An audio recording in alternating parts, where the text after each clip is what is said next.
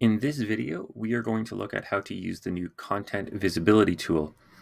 Now, what this tool will allow you to do is set all of your content, either modules or topics, to visible to the students or not visible to the students in one step. And you could also just release an entire module at once or an entire unit at once or just certain topics.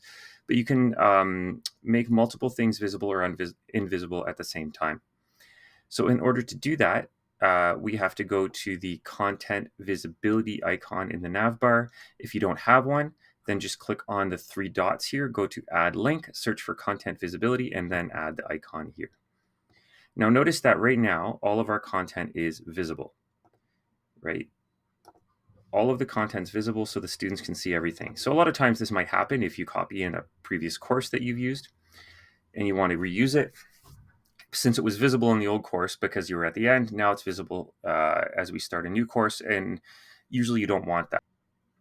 So instead of having to go through everything one by one, every topic and module, and make them visible or invisible, we can now use this content visibility tool. So if we click on that, what's going to happen is all your content is going to load in a separate window, all your modules and topics, and they'll show up along the left-hand side.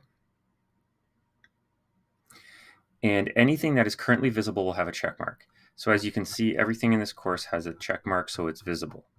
If you want to make something not visible, you just simply have to click on the check mark. So if we wanted all of those to be not visible, now everything will be not visible here once I click set. So you'll notice once the state changes, if it goes from visible to unvisible or invisible, or vice versa, if you change the original state when you loaded this, it's going to show up in blue. So since these were all visible and we made them not visible, the blue just means we've changed something. If we change it back, then it's back to its original state. Now, if you want to make the entire course not visible, we can just click on select all, which will select everything. But if you click it again, now nothing is selected. And let's say we wanted to make everything not visible except for this course information unit, student information unit, and the first unit. So we could just click on the checkboxes by the modules and it will check everything in the module. So now these three things will remain visible and everything else should be not visible. So if I click set, it's going to make those changes. We'll click OK. We're going to close that. And then if we refresh our content page now,